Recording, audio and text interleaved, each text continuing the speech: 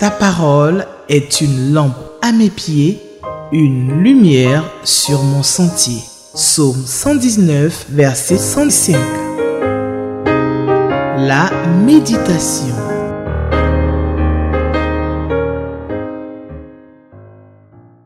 Shalom, chers frères et sœurs, que Dieu vous bénisse. Que la gloire revienne à notre Seigneur, Créateur du ciel et de la terre, et qui nous donne ce puissant instrument de la télévision, et en particulier cette chaîne Espérance TV, comme un instrument qui nous permet d'être ensemble, de méditer la parole de Dieu ensemble, de parler avec vous tous qui êtes très très loin, ou beaucoup d'entre vous qui êtes très loin et qui suivez cette émission. Que le Seigneur vous bénisse vraiment. Et merci d'être fidèle à cette émission. C'est une occasion merveilleuse d'entendre la voix du Seigneur. Encourager aussi d'autres personnes à pouvoir venir avec nous pour ces temps de méditation de la parole de Dieu. Vous savez que dans les télévisions, il y a tellement de chaînes de télévision et parfois on peut passer des heures et des heures à suivre des films, quelquefois qui n'apportent pas grand-chose, à regarder des choses sur Internet qui n'apportent pas grand-chose. Chers frères et sœurs, donnez de la valeur au temps que Dieu vous donne, le temps que Dieu vous donne, et d'utiliser ça pour vous asseoir et lire la parole, méditer la parole de Dieu. C'est un investissement pour l'éternité dans votre vie, dans la vie de vos enfants, dans la vie de vos amis. C'est un investissement pour l'éternité. Que Dieu nous aide à garder cette discipline de la méditation quotidienne de sa parole. Merci d'avoir choisi la bonne part. Et moi aussi, je suis très content d'être avec vous et que Dieu nous bénisse ensemble. Nous allons prier, chers frères et sœurs, pour ce temps de méditation, pour demander au Seigneur de nous parler. Père Céleste, nous te bénissons pour ce temps de méditation de ta parole. Nous croyons que tu as préparé des choses bénissantes, de la richesse, du bonheur pour notre vie. Et nous prions que tu nous communiques ta pensée. Nous prions que tu nous enseignes ta voix et que ce que nous allons entendre reste gravé dans nos cœurs et que cela façonne nos vies. Nous te prions, Père, au nom de Jésus. Amen. Je vous invite à prendre vos Bibles. Nous allons lire dans l'épître de Paul aux Galates. Nous sommes à la fin de cet épître. Je pense que le lecteur de la Bible, donné par la Ligue pour l'étude de la Bible, nous donne cette belle occasion de pouvoir lire la Bible en entier au bout de quelques années. Et ça, il faut s'y mettre. Il faut s'y mettre. Donc nous gagnons deux fois. Nous méditons la parole de Dieu chaque jour, mais aussi, cela nous permet de pouvoir parcourir toute la Bible. Donc d'avoir un regard général sur la parole de Dieu. Et cela nous donne ce qu'on appelle le réflexe biblique. C'est-à-dire, quand vous êtes devant une situation, on vous a posé une question, votre esprit va aller sur un test automatiquement. Ça va sonner dans votre tête qu'il y a un test biblique, et je pense que c'est dans le Nouveau Testament. Vous pouvez y aller, et puis, ou alors dans l'Ancien Testament, et puis ça vous donne une idée que c'est certainement dans les 5 premiers livres. Au début, c'est un peu légèrement flou, mais petit à petit, quand vous avez cette habitude de lire la Bible, ça devient de plus en plus précis. Ça devient précis. Vous savez que c'est dans tel livre de la Bible que vous avez telle pensée, que c'est dans tel verset. Ça peut aller jusqu'à ce niveau. Donc, le réflexe biblique, il faut arriver à l'installer, à le cultiver. Et ça, c'est ça qui doit remplir notre cerveau, c'est ça qui doit remplir notre cœur. Et de sorte que devant n'importe quelle situation, Dieu a toujours quelque chose à nous communiquer au travers de sa parole. Que Dieu nous bénisse. Nous lisons donc notre texte. Galates chapitre 6, nous allons lire les 10 premiers versets. Galates chapitre 6, verset 1 au verset 10. Frères, si un homme vient à être surpris en quelque faute, vous qui êtes spirituels, redressez-le avec un esprit de douceur. Prends garde à toi-même de peur que tu ne sois aussi tenté.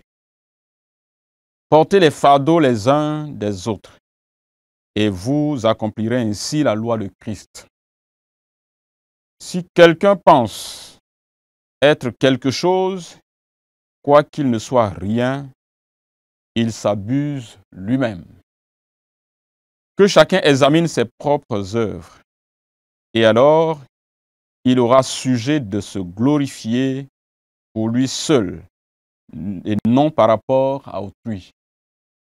Car chacun portera son propre fardeau. Verset 6, que celui à qui l'on enseigne la parole fasse part de tous ses biens à celui qui l'enseigne. Ne vous y trompez pas, on ne se moque pas de Dieu. Ce qu'un homme aura sémé, il le moissonnera aussi. Celui qui sème pour la chair moissonnera de la chair la corruption, mais celui qui sème pour l'esprit moissonnera de l'esprit la vie éternelle. Ne nous lassons pas de faire le bien, car nous moissonnerons au temps convenable si nous ne nous relâchons pas. Ainsi donc, pendant que nous en avons l'occasion, pratiquons le bien envers tous et surtout envers les frères en la foi. Amen. Jusqu'ici notre lecture. L'apôtre Paul a l'habitude dans ses épîtres de terminer par la phase pratique.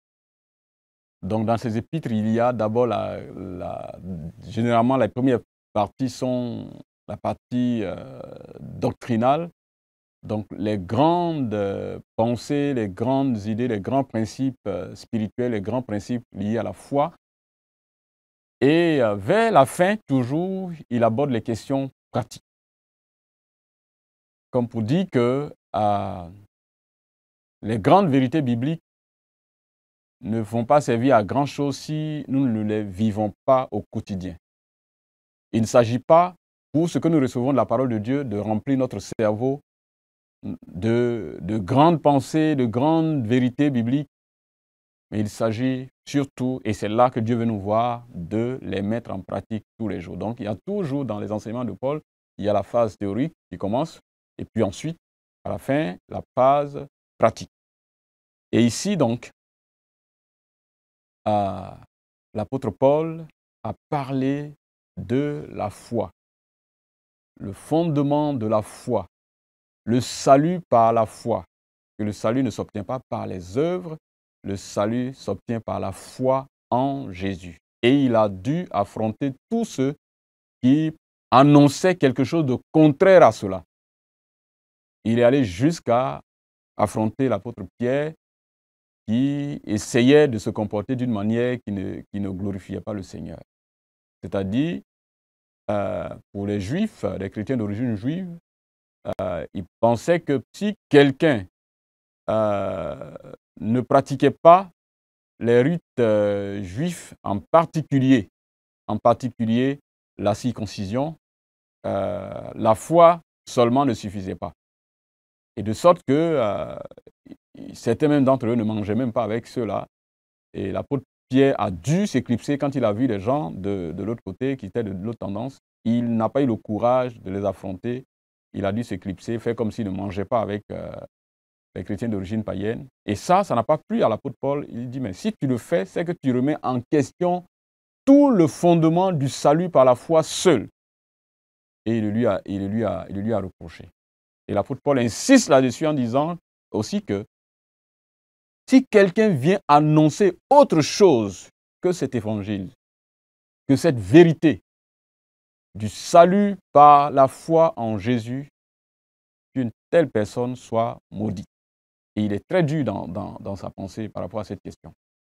Mais après avoir dit tout cela, l'apôtre Paul trouve que ces grandes vérités doivent se vivre au quotidien dans nos relations avec les frères, nos frères et sœurs. Donc, ici, l'idée qui me venait à l'esprit comme titre, hein, c'est la pratique de la foi. La pratique de la foi, et en particulier ici, au travers des relations humaines. Le genre de relations que nous menons, que nous avons les uns avec les autres. Hein? C'est vraiment ça.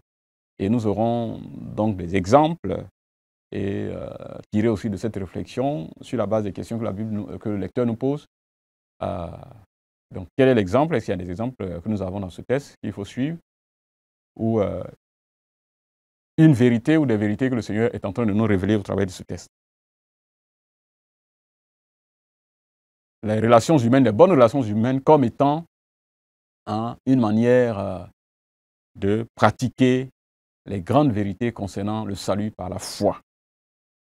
D'abord, en matière de relations humaines, l'apôtre Paul va commencer à dire comment arriver à aider à redresser ceux qui sont en faute parmi nous. Si un frère commet une faute, s'il offense quelqu'un, mais ici surtout c'est s'il a péché contre Dieu et que nous savons qu'il a péché, comment nous devons l'aider? Comment nous devons l'aider? Et il faut le faire, il le dit, avec douceur. Il faut l'aider à se relever pour qu'il se remette sur la voie et qu'il puisse reprendre la marche. C'est comme des militaires qui vont au front. Quand l'un d'entre eux a été blessé, tout de suite les autres vont le protéger pour qu'il puisse retrouver toute la santé, qu'il soit soigné, et ainsi de suite. Et il est un élément utile, il doit revenir pour reprendre le combat avec les autres. Donc, quand dans la marche chrétienne, un enfant de Dieu a pris une balle et qu'il est tombé sur le chemin de la marche chrétienne, les autres doivent l'entourer avec douceur pour l'aider à se relever. Il ne s'agit pas d'être complice de son mal, il ne s'agit pas de l'encourager dans ce qu'il fait, mais simplement de l'aider à se relever parce qu'il reste un frère. Il a besoin de reprendre la marche avec son Créateur. Et nous avons, nous autres, autour de lui, la responsabilité de l'aider à se relever et à avancer.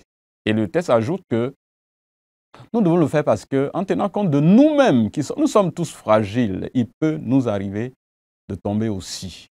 Et la même manière à laquelle nous souhaiterions que les autres nous aident à nous relever et à reprendre le chemin, il faut que nous ayons ce même cœur dans notre attitude vis-à-vis d'eux, quand nous les voyons qu'ils sont tombés. Donc les redresser avec douceur, les redresser aussi avec humilité, parce que nous sommes aussi tous guettés par ce genre de situations qui peuvent arriver.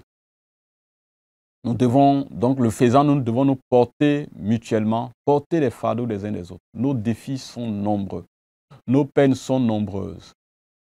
Porter les fardeaux les uns des autres. Que la douleur de l'un soit la douleur de nous tous. Que les soucis de l'un d'entre nous soient le souci de nous tous. Nous porter mutuellement. Vous savez, très souvent dans certaines communautés, vous voyez, il y a des gens qui ne s'intéressent presque à rien. Les gens sont en joie, ils n'y sont pas. Les gens sont dans des situations de douleur, d'épreuve, ils n'y sont pas. Des temps de deuil. Et ces mêmes gens voudront que quand ils seront en train de traverser, quand ils seront en joie, qu'ils voient les gens autour d'eux. Ou bien quand ils seront, comment dirais-je, en deuil ou en train de traverser une situation difficile, que les autres soient aussi autour d'eux. Le Seigneur dit, la parole de Dieu dit que faites pour les autres ce que vous souhaitez qu'ils fassent pour vous. Donc, dans la famille chrétienne, nous porter mutuellement, porter les fardeaux les uns les autres. Les fardeaux, c'est aussi que la personne est tombée dans le péché et sa conscience est chargée. Un vrai enfant de Dieu, quand il est tombé dans le péché, il est totalement abattu et c'est une situation humiliante, difficile. Il se dit, mais comment a-t-il pu faire cela à son Dieu qui l'aime et qui fait aussi tellement de bien pour lui? Comment peut-il arriver à déshonorer son Dieu? Donc, il est attristé et c'est un lourd fardeau sur sa tête, un fardeau de culpabilité. Il a besoin d'être porté pour qu'il puisse se relever. Mais il y a aussi des douleurs, des situations difficiles que quelqu'un vit pour lesquelles il a besoin aussi que nous puissions le soutenir. Donc, nous devons nous porter, nous supporter, nous porter les uns, porter les fardeaux des uns les autres. Et ça, c'est là la famille chrétienne. C'est ça la famille chrétienne qui nous donne la joie d'avancer, la joie de tenir. L'autre chose qu'il dit dans nos relations humaines, c'est que nous n'avons pas à nous comparer les uns aux autres. Ça, c'est montrer qu'on est au-dessus de quelqu'un. Non.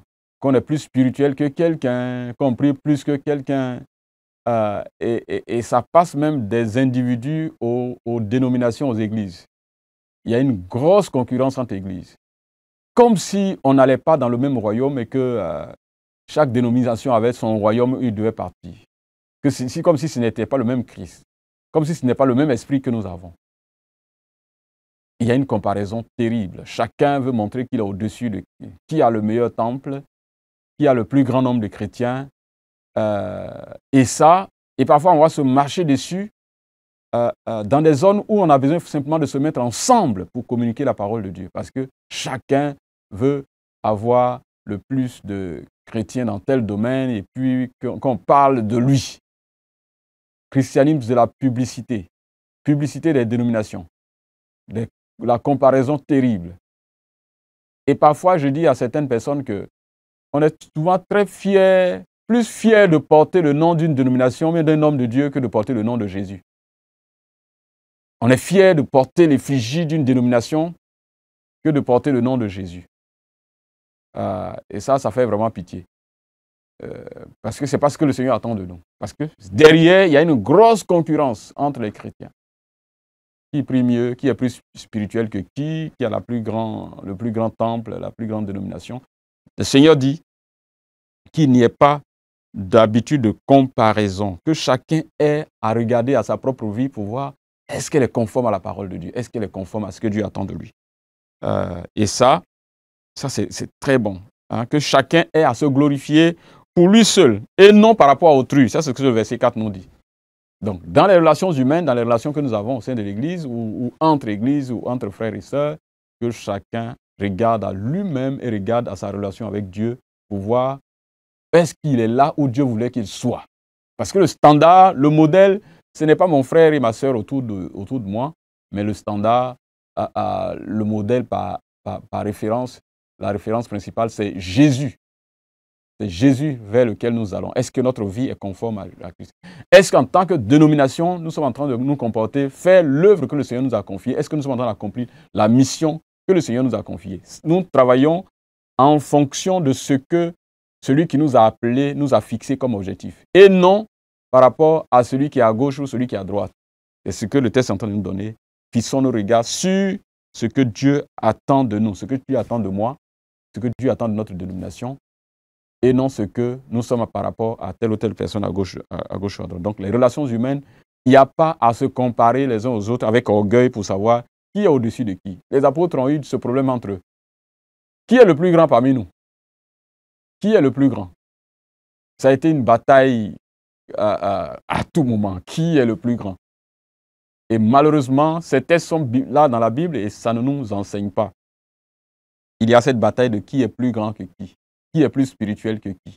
Je pense que le Seigneur doit nous aider, chers frères et sœurs, à revenir à notre relation personnelle avec lui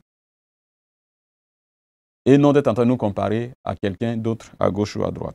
En tout cas, ça c'est ce que le Seigneur donne. Première chose que l'apôtre Paul nous dit, c'est aider quelqu'un à se relever, aidez-le avec douceur, avec humilité, et de ne pas nous comparer les uns aux autres. L'autre chose qu'il ajoute, c'est que la pratique de la foi chrétienne, si nous disons que nous croyons en Christ, c'est la foi en lui qui nous sauve, cela doit se manifester par la générosité.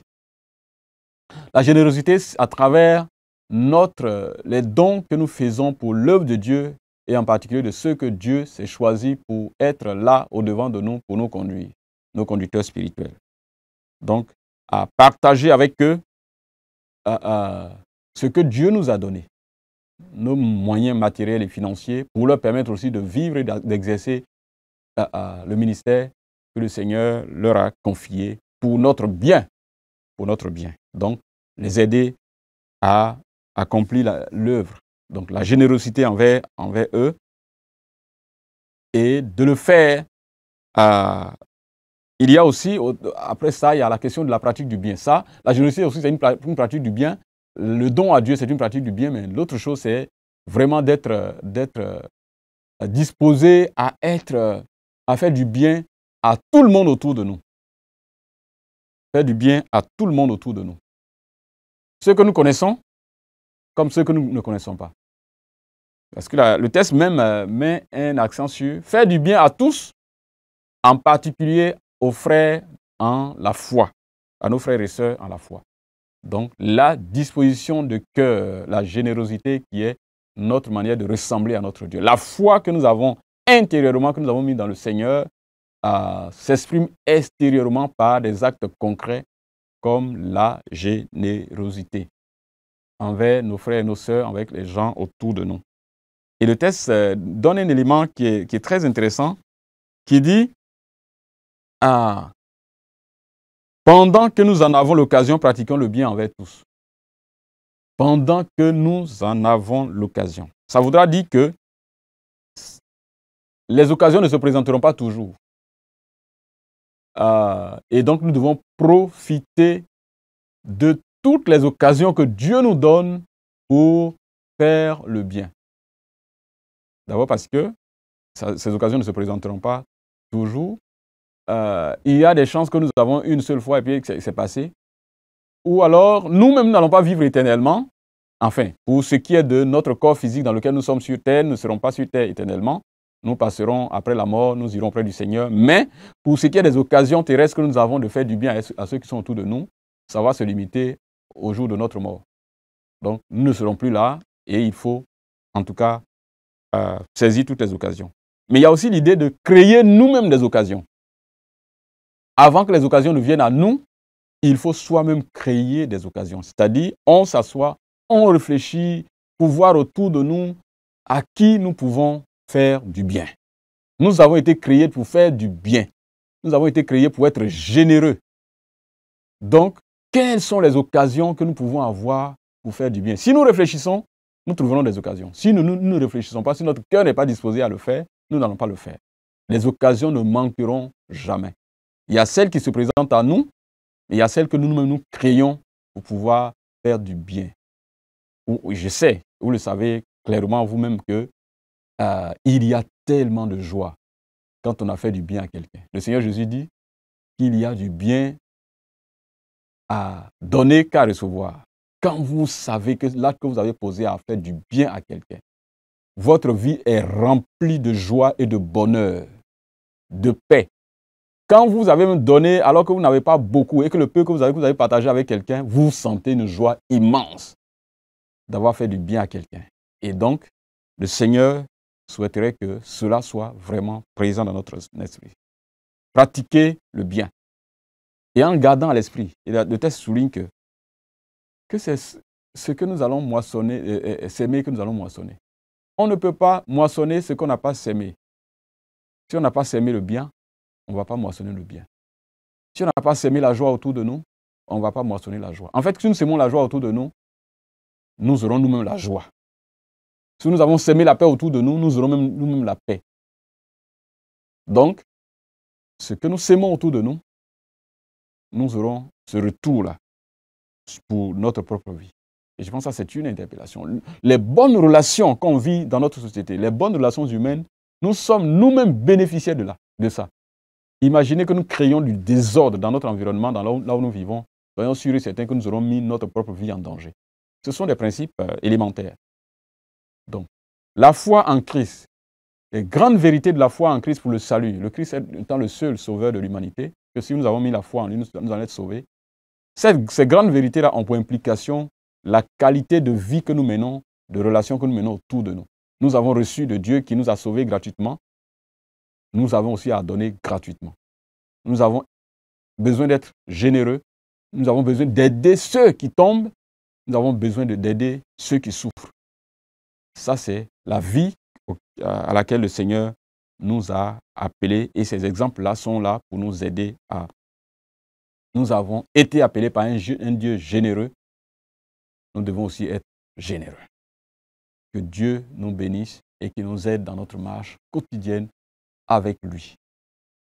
Nous allons prier pour cette méditation que nous avons faite, que cela reste dans nos cœurs. Seigneur, nous voulons te dire merci pour ta parole. Nous te rendons toute la gloire pour cette parole que tu nous donnes. Tu ne veux pas que nous restions simplement théoriques dans les grandes questions liées à la foi, mais tu veux que notre vie soit un lieu où se vit de façon pratique les grandes vérités liées à la foi chrétienne, le salut par Jésus seul, qui s'est donné, qui est mort sur la croix pour nous, et à son image, selon son modèle, nous devons aussi nous conduire ainsi en étant généreux, en aidant ceux qui sont autour de nous, pour que la vie dans nos sociétés soit une vie qui soit le reflet de Christ. Nous t'en prions, aide-nous. Merci Père pour ce temps merveilleux de méditation de ta parole. Donne-nous encore l'occasion de nous retrouver la prochaine fois. Au nom de Jésus, nous t'avons prié. Amen. Merci, merci, merci. Que Dieu vous bénisse. Et rendez-vous encore la prochaine fois pour un autre temps merveilleux de méditation de la parole de Dieu. Amen. Ta parole est une lampe à mes pieds, une lumière sur mon sentier. Psaume 119, verset 105. La méditation.